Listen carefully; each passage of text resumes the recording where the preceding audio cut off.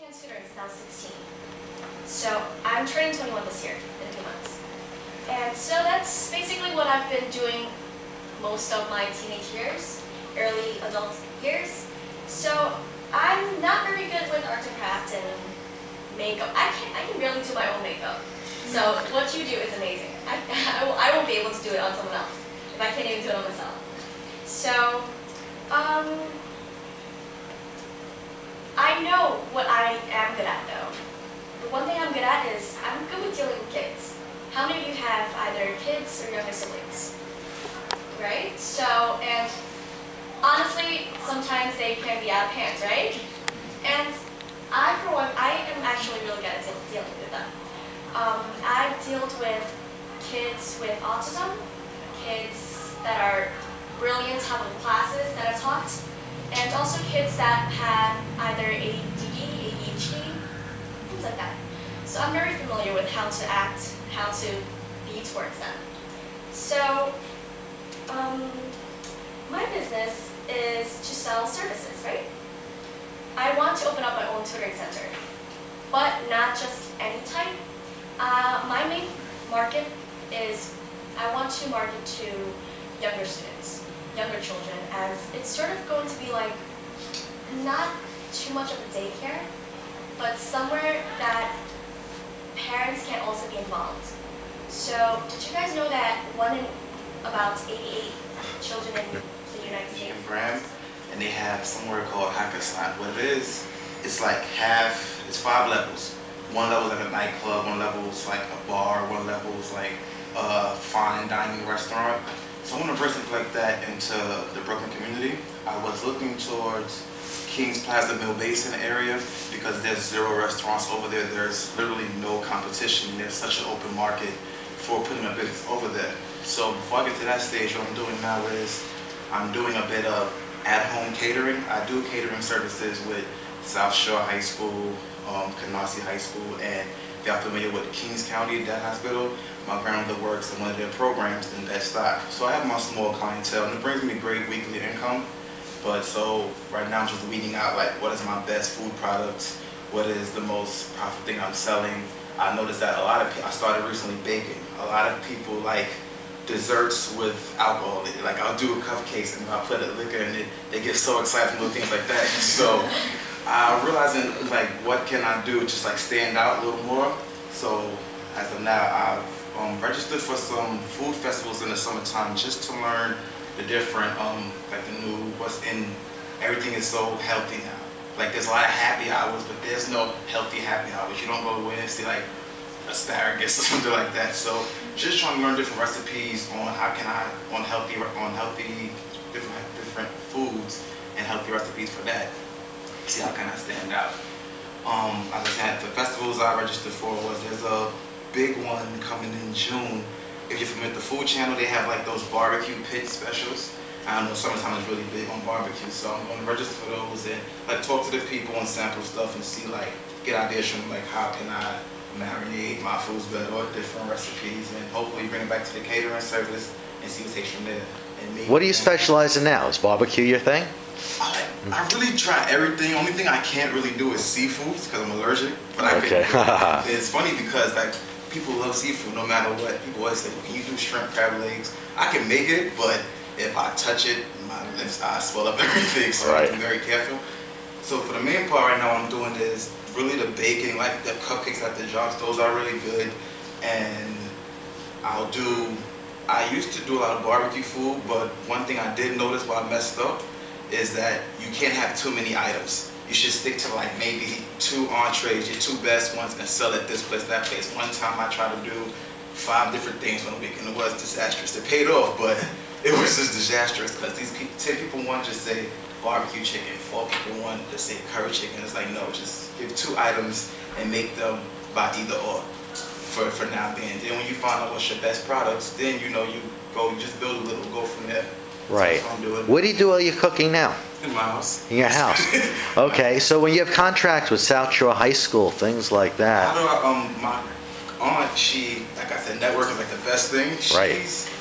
I don't know, it's like level 3. She's pretty high in school safety. So she knows all of like the school safety things. So she goes around And she always, I made little flyers and business cards. I don't have any with me.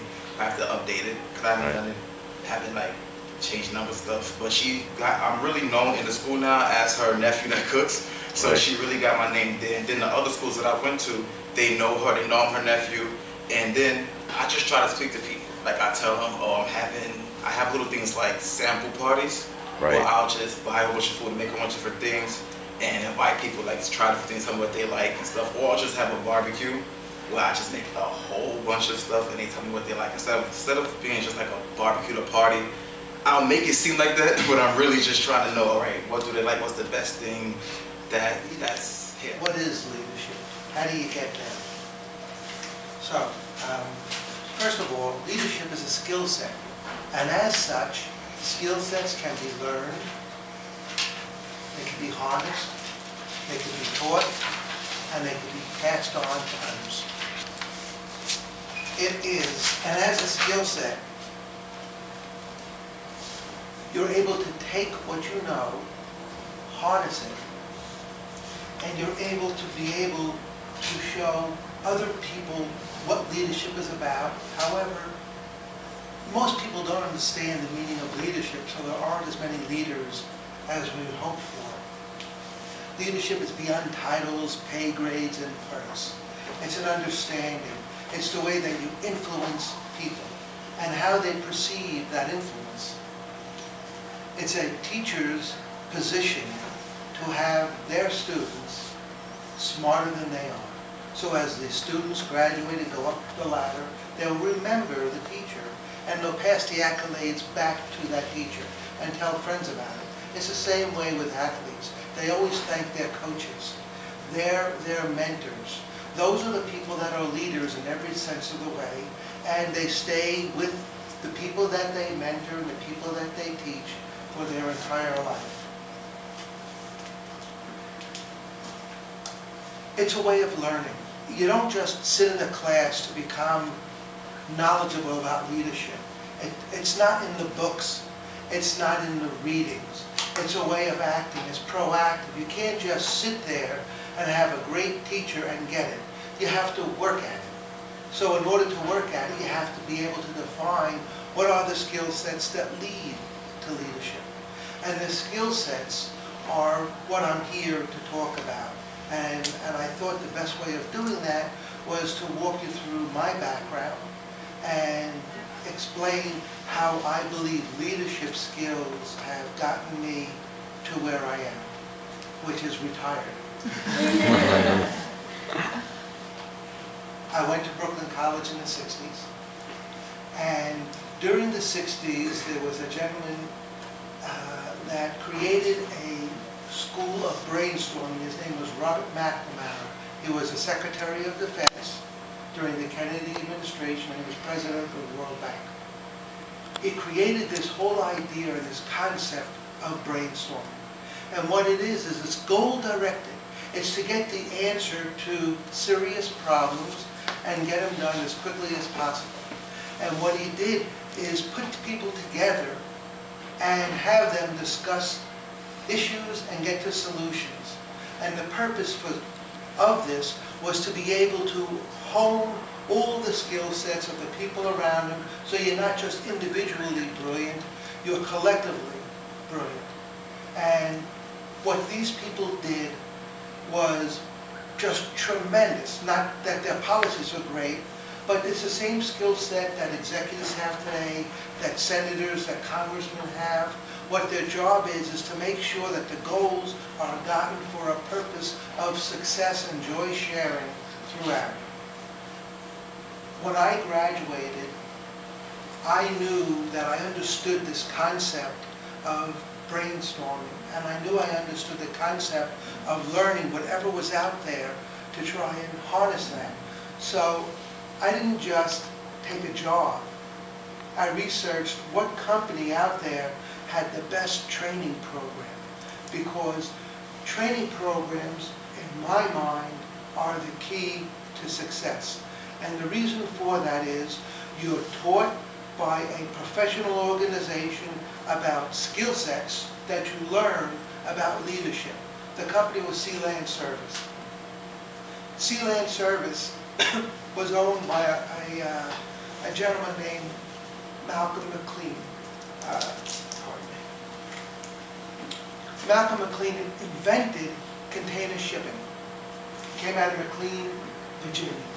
So what you probably may understand, or maybe even don't understand, a quick run-through on what container shipping is. Today you see these monster ships, and they have containers stacked up, buttressed so they can't move in high seas. That was never a concept before 1964. Before that, they had break bulk operation. What does that mean? All the cargo was put into nets and loaded into the belly of a ship in different holds, and it was secured so that the products couldn't fall back and forth because there's a lot of torque on the ocean. He created a system where he invented the container. It's a watertight, dry or refrigerated unit that gets stacked one upon another in different holds, and you can load and unload a vessel and break bulk. Takes 7 days in port. In containerization, it takes 18 hours. Steamship companies only make the money when the vessels are at sea. There is no revenue when it's in port. You got to deliver the cargo. So what he did is he speeded up the process of doing it. In this training program, they put me through 20 different departments. So I went through stowing, ship management, all of the 7 different accounting departments, personnel. You finish all the different departments. You're writing reports to the executive vice president every 2 weeks. You're being taught by the people that run this because, in quote, you're the elite people coming in. And they just started it based on this brainstorming concept of Robert McNamara. So I finished that, and I was given the opportunity of picking wherever I wanted to go. So I picked Cost and Budget because it's the global department of any firm. Stayed there a few years, and I had an opportunity to move to another company, so I moved to C-Train, which is a competitor. And I was doing that, and I went from Cost and Budget manager up to vice president of finance for the Caribbean division. So I got to fly down to the Caribbean all the time, along the coast. It was a wonderful job. I was young, I was in my 20s. It was fabulous. And then I said, I'm working so hard. What if I broke the mold and left and went out on my own? So I did. So I found some partners, and I opened up an art and artifacts business of importing art and artifacts from Southeast Asia. So it took off, and I lived in Southeast Asia. And I took a look at buying art and artifacts. And then when I came back, I was selling this stuff in the daytime. And I had my nights free, and since I'm ambitious, I opened up a restaurant. I called it a Night Bite. So that was opened up from 5:30 at night to 4 o'clock in the morning, and I had a daytime job as a partner in an art and artifacts business. The art and artifacts business didn't demand a lot. The restaurant was dawn to unconscious 7 days a week. It was awful. So I did this for 6 or 7 years, and finally I just had it. And I threw in the towel, and I said, I'm done, I'm selling everything. And I went back to financial consulting. So here I am as a financial consultant, and I got a lot of jobs doing stuff. Financial programs, I was writing business plans for capital financing, I was doing documentation on Wall Street, I did some work for, I made a proposal and did some work for junkyards. Junkyards is, for me, one of the most fascinating businesses. You go to a junkyard because you need a part for something. I don't care if it's a refrigerator, a car, whatever. But they don't know what they have. So I set up a grid like the belly of a ship. And I said, what do you have? And where do you put everything? So all the cars by make and model were listed, and you know what's inside of a car, like the carburetors and the tires and whatever. And I said, now you have a computer program that'll say you need something for a Lincoln Town Car 1954. You plug it into the computer, and boom, it tells you the location of where it is, and that's the part, and you go harness it out of there and you sell it. So it makes getting the product very easy. So those are the kinds of business that I was doing. And then lo and behold, I get a call call from the president of a company called Faro Lines. So I worked with him over at C-Train. He rose up from being the controller at C-Train to the president of Faro. And he said, I need somebody like you to help me out. We're running into trouble. I said, make me an offer. He did. I stayed there for 7.5 years. And I went from a finance person to the company's business manager, which is like a managing director. What I saw was that in the steamship business, the way that you rate cargo for purposes of charging money is called a tariff. It's a revenue source. And so if a person's selling, transporting haute couture clothing or pharmaceuticals, you go to a tariff and you take a look at it. But you really don't know what's in the container. So people that were sending cargo from Italy that's haute couture were just listing as rags. And since you can't get into the container, you don't know what they're doing it. But customs can get in for purpose of making sure that they're not taking in stuff. So only customs can get in there. And I said, this is a problem because we could be handling cargo that we're not getting the right revenue for, but we can't identify that, so we have to figure out a way of moving cargo for a profit. So what I did is I set up a grid system. Again, everything's grid systems. You have to go to the numbers. From the point of putting cargo into a container at a manufacturer's warehouse, through the handling of the container by a trucker, brought to a terminal yard, put aboard a ship, moved over the ocean, discharged, put into a holding area, direct out to the final buyer of the goods. Everything had a bucket. And I created a cost for every single bucket. Point to point. Thousands and thousands of codes. And all you do is you just drop in the product and you see how much it costs. You put in the codes of where it's going. Origin to destination, you know the path it's going. It just triggers all that. You see the cost it involves. You have the grid from the revenue. If it costs more money in cost, you just say, I don't want to take this cargo.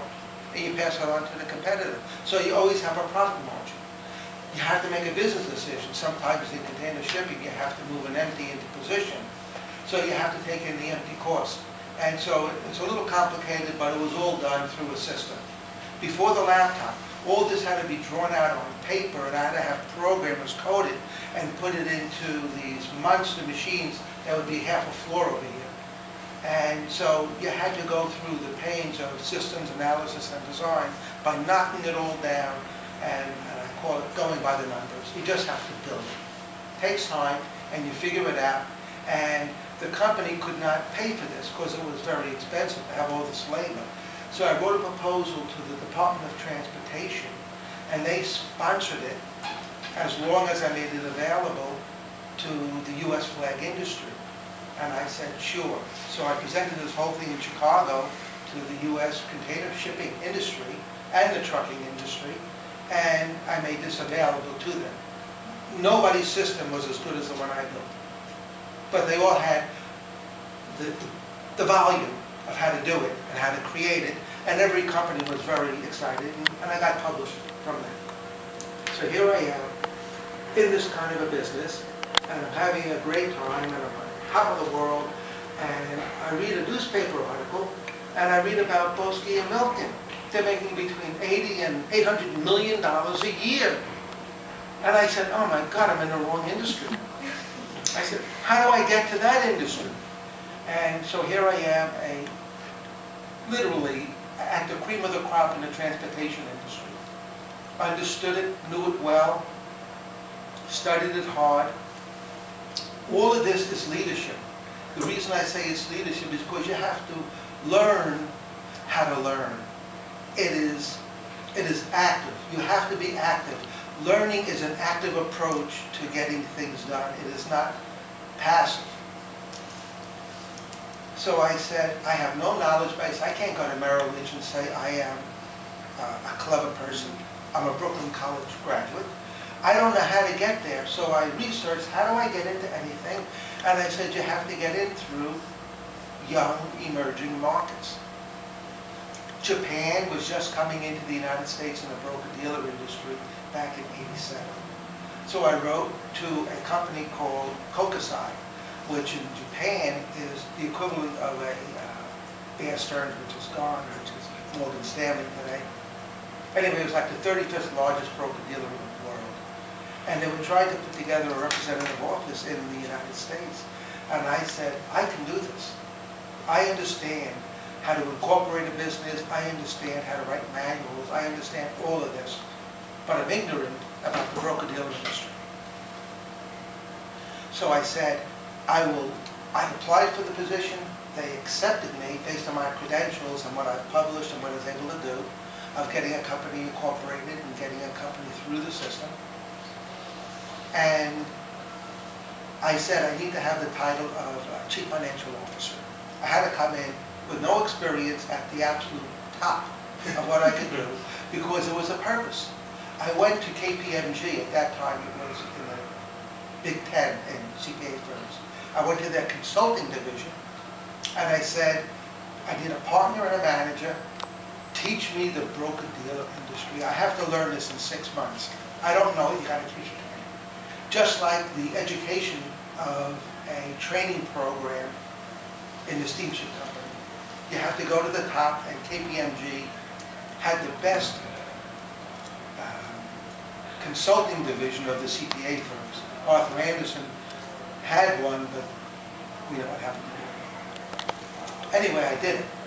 And they had a software package from McDonnell Douglas. They're gone, but they used to build airplanes and other stuff. Anyway, I was able to flow the data and the information of 22 different departments in a broker-dealer through data point entries, everything is by the numbers, write it up, a couple of 100 pages long, and then draw it as a schematic on one page.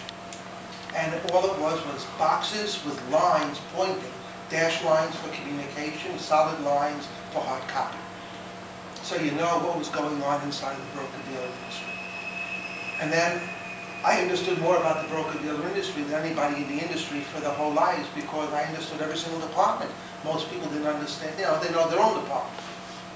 So then I learned that, and I'm there at this company, Kokusai, for 7.5 years. They take what I did, they sent it back to Japan, it was translated into Japanese, and they sent it out to all their offices on how a broker-dealer works. So I'm there 7.5 years, and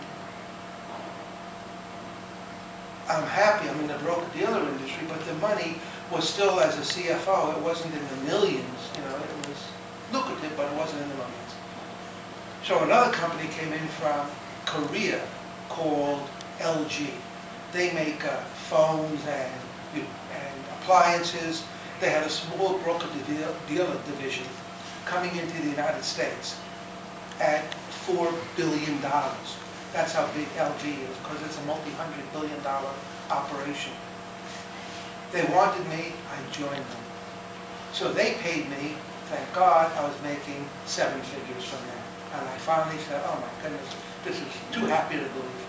And I'm there, and I'm in charge of their London division, so I'm flying back and forth to England, also doing the same thing that I was doing. But I got there because I understood what leadership was about. You have to be active. You have to demand with certification of what you want to do. And the way that you do that is by the numbers. That's what works for me because I'm a numbers guy. When I used to work out, it was so boring. I had calculated how many inches is it to the moon. I mean, numbers go through my head. Something wrong. So I could do things by the numbers. It's my skill set. So I stayed at LG for 4 years. And then a new industry was emerging, and it was called day trading. So you ever hear the term day trading? Yeah. So day trading, I equate this to being, for day traders, just so you have, for those that don't understand it, it's an individual trading his own funds and or maybe some family funds in the marketplace and trying to take a little piece of action and not being noticed, because you're dealing, even if you're rich and you're dealing with $3 million in your pocket, you're against trillions of dollars from the main guys. So I equate it to being a fly on the ass of a horse. You're just unnoticed. And that's what day trading is about. Once you get noticed, they squash you. And that's what happens to day traders. They blow up. They think they can make money and make money and make money. And as soon as they go all in, they're noticed. And then Merrill Lynch will come in and squash it. And that's what they do. So the firm understood that. We had customers and customers making a lot of money. And then the day trading business started to unfold. So we talked about getting professional managers, the hedge fund people, the B2B people using our software. So we moved to a direct access broker-dealer. So we were trading doing the same activities, but giving it out to the hedge funds and the B2Bs, and they were trading using our software. And what that did was open us up to the big boys. So Merrill Lynch was now using our software to execute their trades on the marketplace. And there were all a bunch of tunnels and pipelines into the marketplace. We did this for about, I was there 9 years, we did this for 7 years, and finally we got notice. And 2 years later, I wrote the business plan to sell the company, and we sold it for $70 million. I got my out, and instead of retiring, I opened up my consulting business again, because that's always my go-to, because I can't sit still. So I opened up my consulting business, and then I started doing work, writing business plans for venture